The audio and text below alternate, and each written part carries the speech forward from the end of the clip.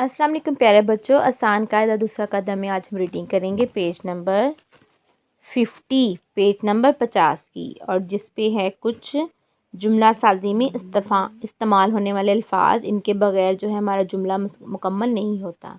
सबसे पहले यहाँ पे है की, क ई की, क ई की, क आ का, क आ का, क ए के, क ए के, यानी कि हम आपकी पेंसिल, आपका बस्ता, आपके पैसे, इनके बगैर कोई लफ्ज़ मुकम्मल नहीं होता। हम ऐसे नहीं कह सकते आप पेंसिल, ठीक है। इसके साथ अगर की लगाएंगे तब हमारा जुमला मुकम्मल होगा।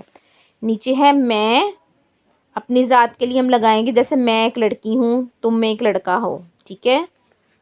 हम बहन भाई हैं, हम यहाँ पे लिखा हुआ है, यहाँ पे आपका नाम क्या है, ठीक है।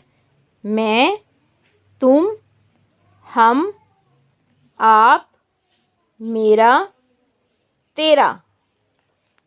जी यहाँ पे रीडिंग करते हैं। आपका, आपका, आपकी, आपकी, आपका नाम, आपका नाम, आपकी किताब, आपकी किताब, ठीक है।